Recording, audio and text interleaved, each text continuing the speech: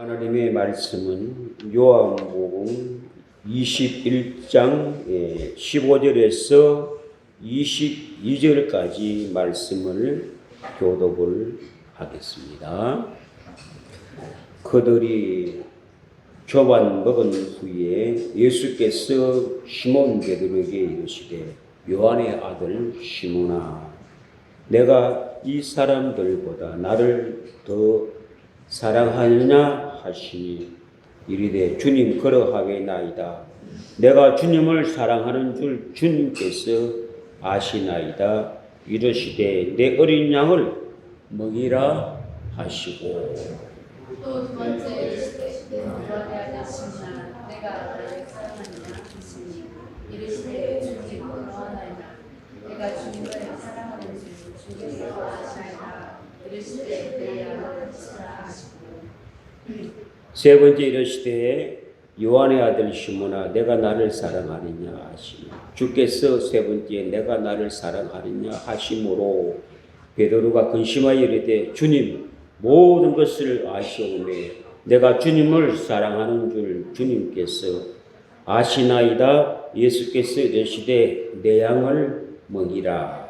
내가 진실로 내게 이르노니 내가 정하는 곳으로 띠고 원하는 곳으로 다니고 내가 너는 내 팔을 벌리면 나는 네가 띠고 원하지 않는 곳으로 내려가리라. 이 말씀을 하심으로 베드로가 어떠한 죽음으로 하나님께 영광을 돌릴 것을 가리키십니다. 이 말씀을 하시고 베드로에게 이르되 나를 따르라 하시니 베드로가 믿기로 예수께서 사랑하시는 그 제자가 따르고 있으니 그는 안산상에서 예수의 굴에 있자 주님 이에 베드로가 그를 보고 예수께 여짜오되 주님 이 사람은 어떻게 되겠사옵나이까? 예수께서 이르시되 내가 올 때까지 그를 노미게 하고 할지라도 내게 무슨 상관이 있느냐? 너는 나를 아멘. 말씀의 제목은 내가 나를 사랑하느냐 하는 주제가 되겠습니다. 요즘은 사람이 사랑이 식어져서 사랑받는 것도 싫고 사랑하는 것도 싫고 사랑할 수 있는 상대가 없다 하는 사랑의 결핍증을 가지고 있습니다. 하나님의 말씀이 이루지 않습니까? 마지막 때는 사랑이 식어져서 서로 대적하고 미워하고 잡아가고 죽이고 싸우고 성경에 이렇게 기록된 대로 세상은 돌아가고 있는 겁니다. 하나님 사랑하는 것은 없고요. 오히려 사람과 사람의 사랑의 대상보다 동물을 사랑해요. 말 못하는 동물을 사랑해요. 말이 통하는 사람은 서로 사랑하면 사랑이 깨지고 사랑이 막 원수가 되고 사랑을 하기도 싫고 받기도 싫고 이런 세상에 우리가 지금 강박한 이런 세상에 우리가 살고 있습니다. 사랑에는 어떤 종류가 있습니까? 에로스 사랑, 남녀 간의 사랑이 있고 빌레오 사랑, 형제 간의 우정의 사랑이 있고 아가페 사랑, 동물의 사랑, 자연의 사랑, 사랑의 질서가 있지 않습니까? 사랑도 참 복잡합니다. 그리스도인들은 아가페 사랑, 하나님의 사랑을 한다고 하지만 진정한 아가페 사랑을 하는 사람이 별로 없습니다. 또 아가페 사랑은 모르고요. 이론과 논리만 알지 진정한 아가페 사랑을 모르고 살고 있고 그런 사랑도 하지 못하고 또한 있습니다. 주님이 목자와 양의 강조로 십자가에 죽었다고 생각하십니까? 그럴 수도 있어요. 본 뜻은 아버지가 자녀를 위하여 죽어주시고 어머니가 자녀를 위하여 죽어준 부모와 자식의 아가페 사랑으로 십자가에 죽어주신 겁니다. 주님은 자녀들을 살려주시려고 자녀 대신 부모가 죽듯이 그렇게 십자가에 죽어주신 분이에요. 이 땅에도요, 자녀들이 부모를 위하여 죽어줄 사람은 거의 없습니다. 그러나 부모는 자식을 위하여, 어머니는 죽습니다. 본능이 그렇게 되어 있어요. 저도 자식이 위험에 처했을 때 보니까 내 본능이 자식을 살려주려고 자기 목숨도 아끼지 않고 물에 들어가는 걸 제가 경험을 했기 때문에 임상 실험을 해봤기 때문에 부모는 자식을 위하여, 아버지도 어머니도 죽어줄 수 있는 본능을 갖고 있어요. 그런데 자녀들은 부모를 위하여 죽어주는 사람이 거의 없지 않겠나. 뭐 혹 들어 있기는 있겠지만 거의 뭐 없다 해도 과언이 아닐 것입니다. 오늘 주님이 우리를 위하여 십자가 죽으시고 사흘 만에 부활하사 영광의 몸을 입으시고 제자들을 40일 동안 지상에서 머물면서 제자들과 관계를 보게 됩니다. 갈릴리 바닷가에서 조반에 시몬 베드로에게 요한의 아들 시몬아 너가 나를 사랑하느냐 하고 묻습니다. 그때 시몬은 예 주님 내가 사랑하고 말이고요. 내 양을 먹이라. 또 묻습니다. 요한의 아들 시몬아 너가 나를 사랑하느냐. 아니 주님 방금 물으시고 또 왜 좀 물으십니까? 사랑한다니까요. 그건 내 양을 치라. 또 묻습니다. 요한의 아들 시몬아 내가 나를 사랑하느냐. 예 주님 사랑합니다. 내가 주님을 사랑하는 거 주님이 잘 아시지 않습니까? 주님은 전능하신 분인데 내 속마음까지 아시는 분 왜 자꾸 물으세요? 사랑하는 거 3번이나 왜 자꾸 물으세요? 의심하십니까? 내가 주님을 사랑하고 말고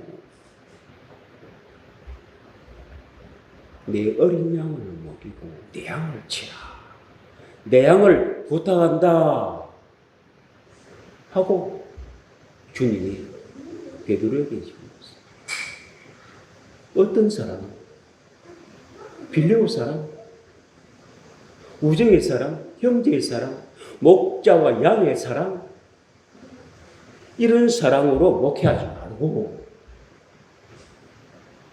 부모가 자녀를 키우듯이 아가페 사랑을 하라.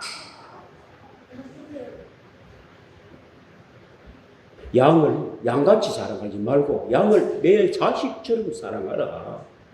아비의 마음을 갖고 목회를 해라. 내 양을 내 성도들 내게 부탁하니 선생님과 제자의 그런 사랑을 하지 말고 너희 자녀같이 먹이고 양육하고 돌봐라. 여러분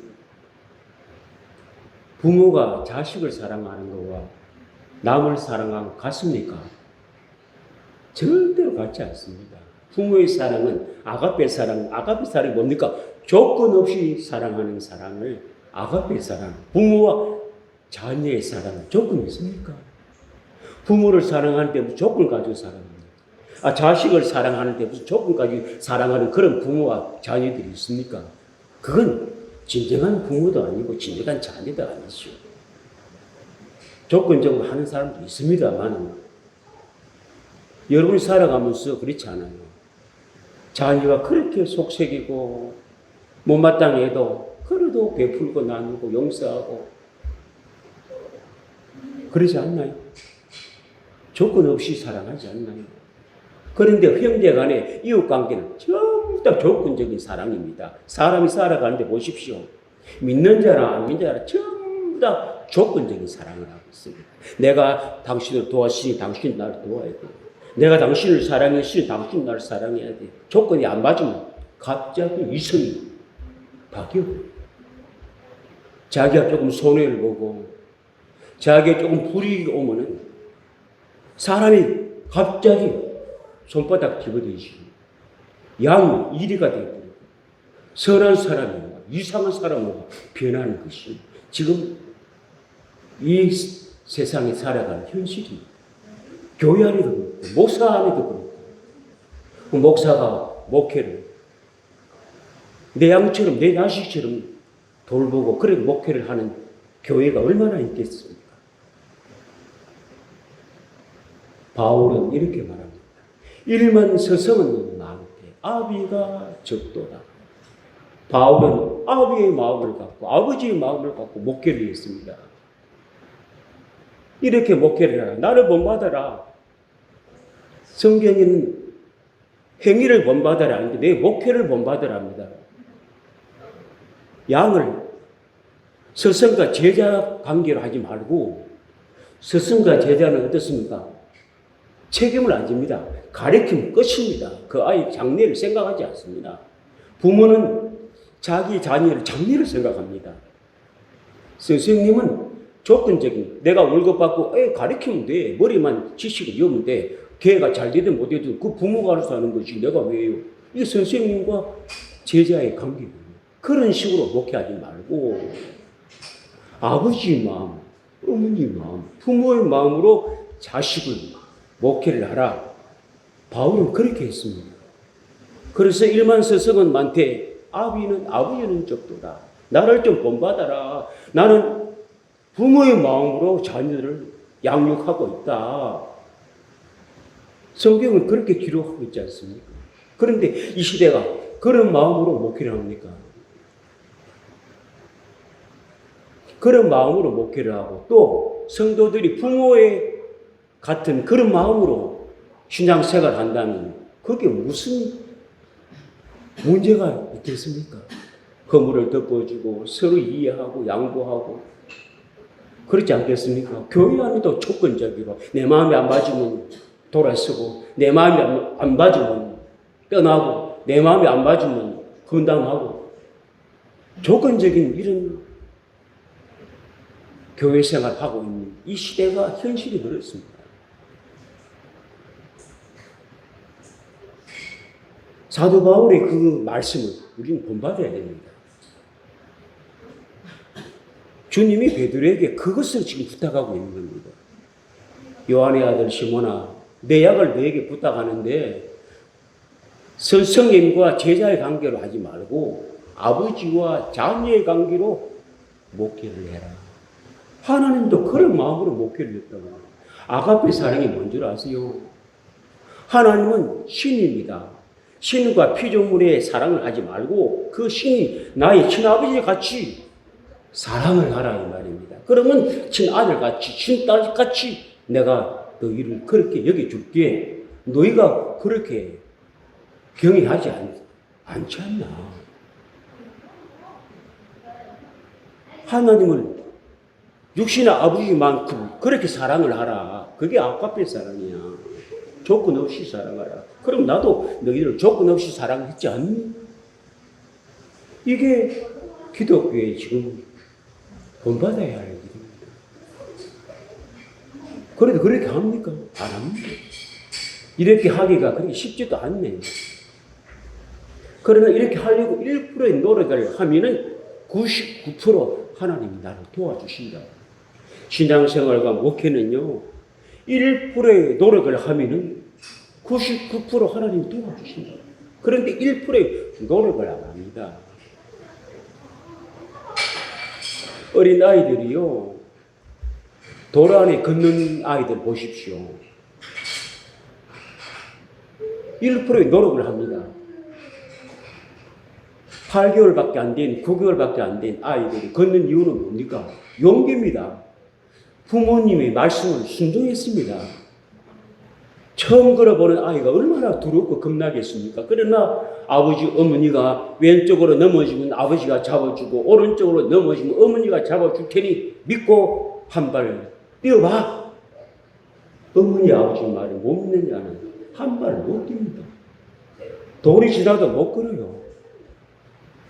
그러나 어머니, 아버지 말에 순종하여 믿고 발을 디뎠더니 오른쪽으로 넘어지니 아버지가 잡아주고 왼쪽으로 넘어지니 어머니가 잡아주니 넘어져도 괜찮네 하고 한 발짝 두 발짝 가다 보니 10발짝을 돌 전에 A가 걷습니다.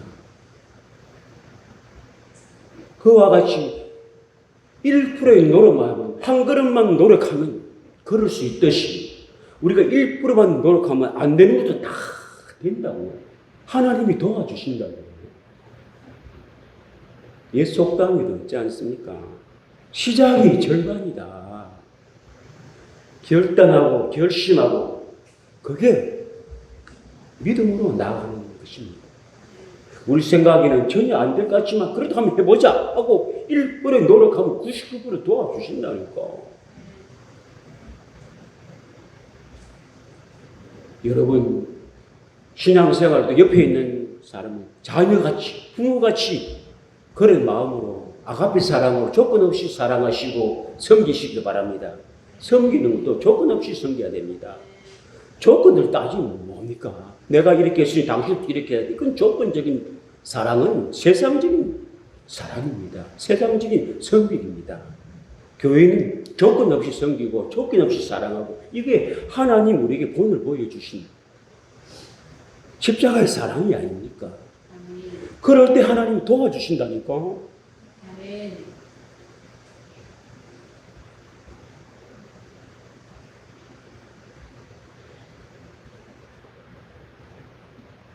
왜 교회 안에 문제가 있습니까? 조건적인 목회, 조건적인 신앙생활을 하니까 따지기 하니까 싸우고 다투고 분쟁이 일어나고 그런 거 아니겠습니까? 예수님이 그럽니다. 시몬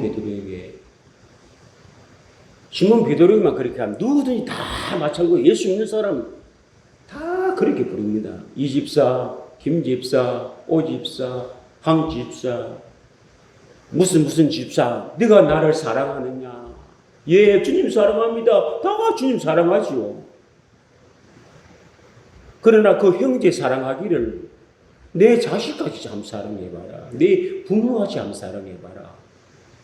그런 마음을 한번 가져봐. 내가 그렇게 사랑했어. 우리를 어머니가 아버지가 우리를 사랑하듯이 자녀를 위하여 십자가 죽어주셨다고. 목자와 양의 관계로 죽어주신 거 아닙니다. 부모의 마음으로 우리를 구원하셨다고요. 그 십자가의 사랑을 알아야 됩니다. 그 사랑을 깊이 알면은 형제를 아가페 사랑을 합니다. 조건 없이 섬깁니다. 그럴 때 하나님은 우리를 축복하시고 우리를 부응해 주십니다. 그런 사랑을 한번 해봅시다. 여러분들을 한번 생각해 보십시오. 자녀를 어떻게 사랑합니까?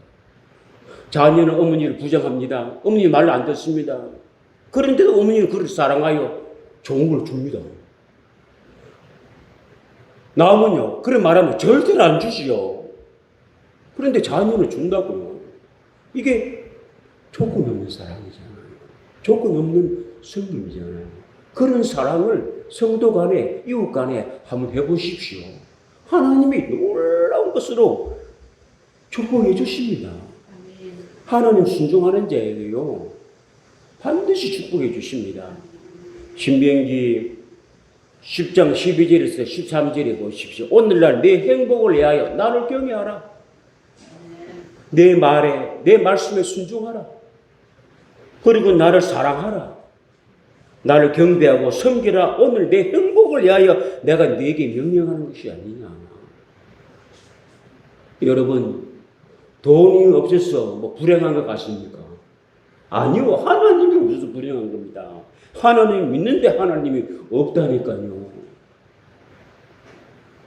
돈이 없어서 불행한 게 아닙니다. 사랑이 없어서 불행합니다. 아가페 사랑, 하나님의 사랑이 내 안에 없어서 불행한 것이지 그게 없어서 불행한 게 아닙니다.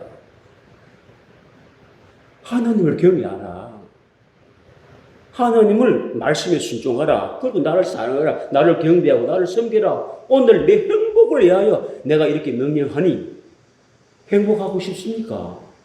그러면 이 말씀대로 순종하십시오. 그러면 하나님과 함께 행복해질 수 있습니다. 행복은 복이 오는 거예요.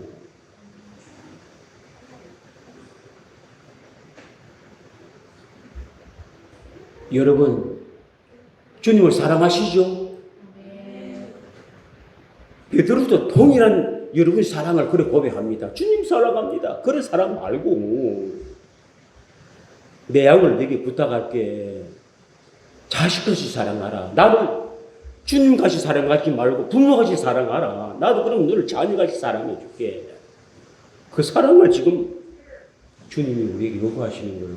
하나님을 그냥 막연하게 신을 살아가지 마시고 내 육신의 부모같이 공경하고 섬기고 사랑하고 그렇게 사랑해 보십시오. 그러면 놀라운 역사가 일어납니다. 기도의 응답도 그렇게 일어납니다.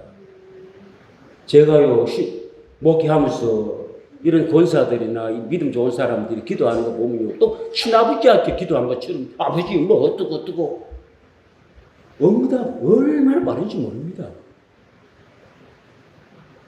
너희는 이렇게 기도하라. 하늘에 계신 우리 아버지여, 나의 아버지여, 이렇게 기도하라고 예수님이 명령하셨지 않습니까?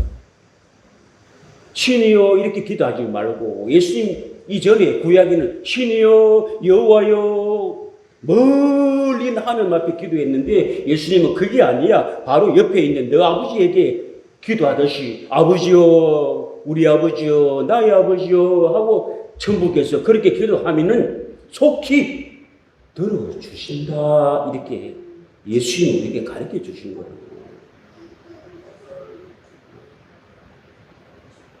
여러분, 섬기고 사랑하는 걸 이제 좀 바꾸십시오.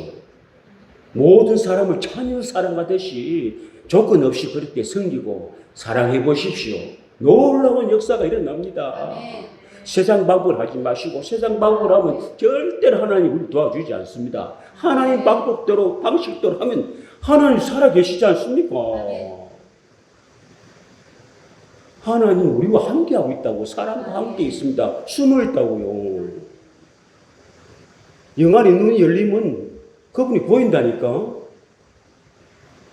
그분은 지금도 우리를 보고 계시고 그분도 우리에게 지금 말씀하고 계시고 듣고 계신데 우리는 보이지도 않고 들리지도 않고 소경이다고. 소경. 그 숨어있는 하나님을 볼 때 소경이 눈이 열려있는 거예요. 하나님이 운행하시고 역사하시는 것을 눈으로 볼 수 있다니까. 들을 수 있어요. 다 기가 막혀 있고요. 눈이 멀어 있습니다. 육신의 눈은 멀찍하고 육신의 귀는 멀찍한데 영안의 귀와 영안의 눈이 다 소경이고 귀머리가 돼가지고 하나님도 안 보이고 들리지도 않습니다. 그게 우리 하나님입니다.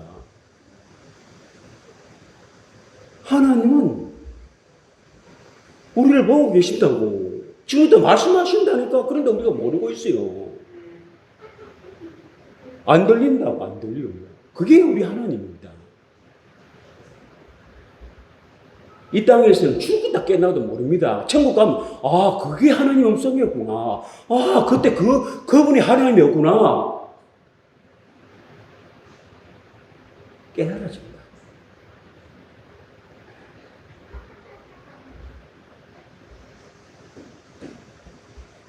우리가 하나님의 말씀에 귀를 기울이시고요.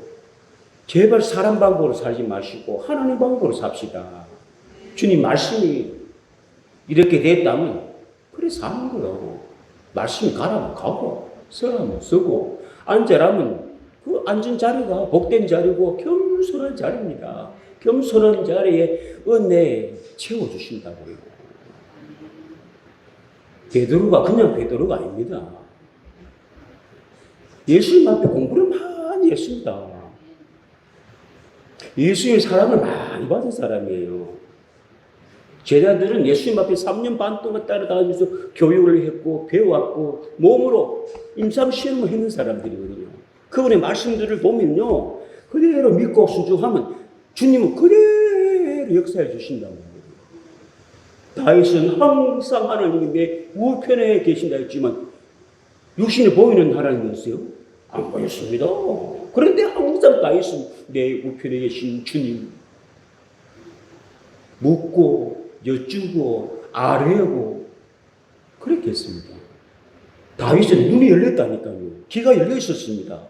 하나님 음성을 들었고 하나님 보고 살았다고. 하나님 눈으로 볼 수 있습니다. 영안의 눈으로 보인다고요. 그분이 하시는 일들이 눈에 보입니다.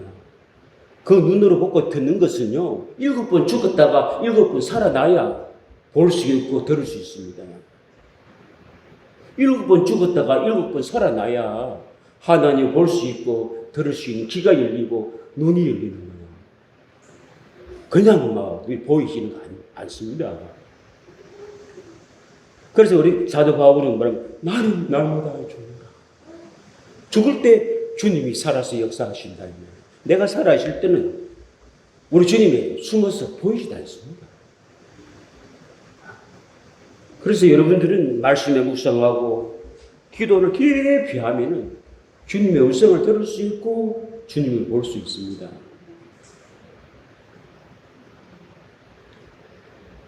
지금도 여러분은 묻습니다. 주님이 요한의 아들 시몬아, 여러분 이름을 부르고 너가 다른 사람보다 나를 사랑하느냐? 네 방법으로 사랑하지 말고 하나님의 방법대로 사랑해라. 조건 없는 사랑을 좀 해봐. 부모가 자녀를 사랑하듯이 내 형제를 이웃을 한번 사랑해봐. 그 사랑이 곧 아가페 사랑, 하나님의 사랑이다.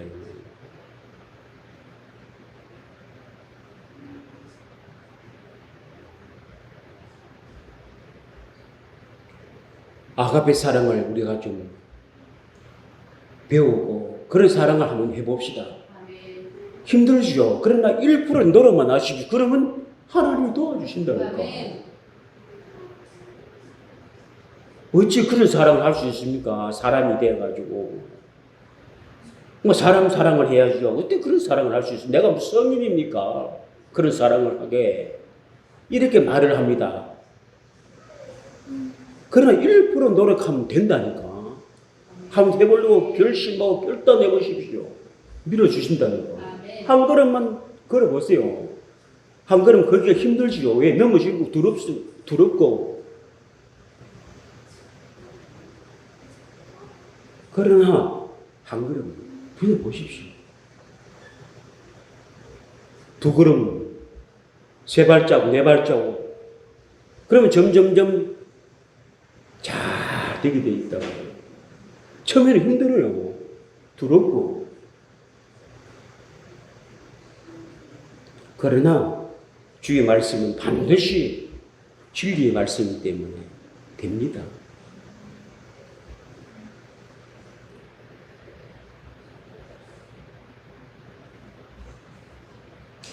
사도 바울의 말씀은 새기십시오.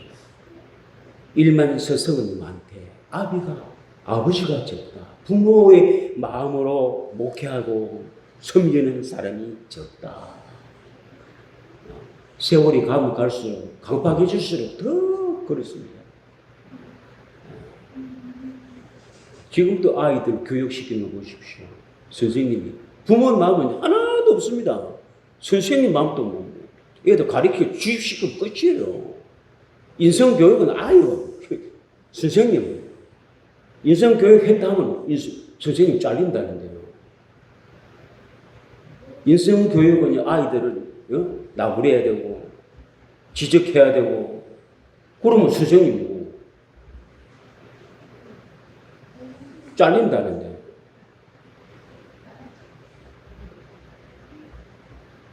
이런 시대에 우리가 살고 있는 거예요. 그러나 교회만큼은 우리가 그런 인성교육으로 해야 안 되겠습니까? 교육 중에서요, 교회 교육이 제일 수준이 높은 교육입니다. 하나님 말씀으로, 하나님 인성으로 지정어를 가리키면서, 그래도 애들이 탈수나고 하는데요. 교회 안에 교사들이 얼마나 사명이 큰 줄 아십니까? 교사들은 진짜 사명이 큽니다. 아이들을 어떻게 하느냐, 좌우 교사들이 공부에 따라서 아이들이 결정을 짓는 거 아니겠습니까? 세상 방법으로 교육하는 게 아니고요. 하나님의 말씀에 기준되어서 그 기준에 아이들이 양심을 고쳐나가야 됩니다. 십계명이 왜 있는 줄 아세요? 십계명은 하나님의 양심의 기준입니다.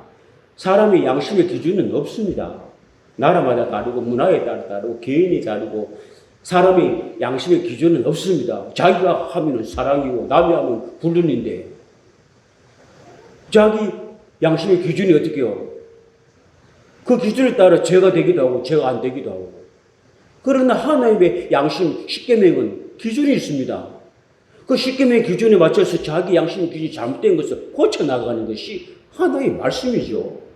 하나님의 말씀은 하나님의 양심의 진리의 기준이에요. 사람은 다 양심이 달라요. 생각이 다 달라서 그 말씀의 기준에 비춰버리 내 마음이 잘못되었네. 내 기준이 잘못되었네. 수정하고 고치는 것이 말씀에 순종하고 살아가는 사람이에요. 내 생각이 옳다 그래 하지 마시고 하나님의 말씀이 기준입니다. 인간은 기준이 없습니다.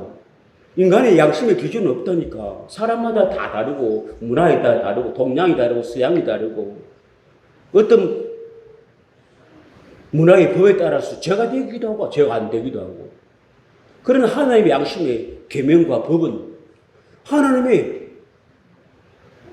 기준이 딱 되어 있다 이 말이에요. 어떤 지구촌에도 십계명에 비춰보니까 나 위에 다른 신을 섬기지 마라. 다른 신을 섬기면 죄가 되네. 옛날에는 내 양심의 기준은 많은 신이 있으면 좋을 거라고 생각했는데 한 신보다 10신이 있으면 도와주면 좋지 죄가 된다고 생각 안 했습니다. 그런데 성경에 비춰보니 나 위에 다른 신은 죄가 된다네. 고쳐나가는 거예요. 우상에 절하지 마라, 경배하지 마라. 옛날에는 우상에 절하고 죄라고 몰랐는데 내 양심의 기준이 없었습니다. 그런데 하나님 말씀이 그것도 죄라네? 그러면서 자기를 고쳐나가 다른 데는 절하지 않고 경배하지 않습니다. 하나님 한 번만 경배하고 섬기는 거예요. 나 외에 다른 신이 없다. 여호와 이름과 예수 이름으로 구원이 없다. 옛날에는 아무거나 다 구원이 있다고 생각했는데 하나님 말씀의 여호와와 예수 이름으로 구원이 없다네. 내 양심이 기준을 고쳐나가는 거예요. 저도 신이고 여도 신이고 저도 군이고 여도 군이 있다 했는데 하나님 말씀에는 예수 이름 외에는 다른 이름은 구원 준 이름이 없다고 하네. 그러면 그 말씀이 내 양심의 기준을 고쳐서 나갈 때 그게 올바른 사람이 된다 이 말이에요. 그래서 말씀이 필요한 겁니다. 자기 생각대로 자기 양심대로 자기 기준대로 살아가면 하나님과 정반대로 살아갑니다. 고쳐 수정해가면서 살아가는 것이 진리의 사람. 이것을 진리로 말씀으로 거듭나라. 말씀으로 변화되라는 것은 내가 잘못된 기준을 고쳐나가라. 그래서 하나님 나는 고치는 하나님, 수정하는 하나님, 치료하시는 하나님, 수리하는 하나님, 보수하는 하나님이라고 이스라엘 백성한테 그렇게 강조를 하는 거예요. 너 양심대로 살지 마. 네 지식대로 살지 마. 너희들이 아무리 산 기준이 안 되어 있어. 너 마음대로 기준이 되어 있어. 내 말은 진리의 기준이 되어 있어. 이 기준에 비춰보고 이게 잘못되었으면 고쳐 수정해. 그래야만 영원한 생명을 소유할 수 있어. 그러지 않으면 너는 사망의 길로 가는 거야. 이게 하나님의 말씀입니다. 베드로도 바로 그거예요. 자기 양심은 주님만 사랑하면 되는 줄 알았습니다. 그런데 그게 아니랬습니다. 제자와 스승의 사랑이 아니고 내 양을 부탁할 때 양을 사랑하듯이 양을 네 아들 딸처럼 사랑해라. 그것이 내가 네게 부탁하는 거야. 이걸 깨닫고 믿음으로 살면 주님 마음을 아는 거예요. 여러분 아가페 사랑으로 주님이 하신 그 명령을 잘 이해하여 우리는 늘 섬기고 조건 없는 사랑, 조건 없는 그런 성경으로 사시기를 주의 이름으로 축복합니다.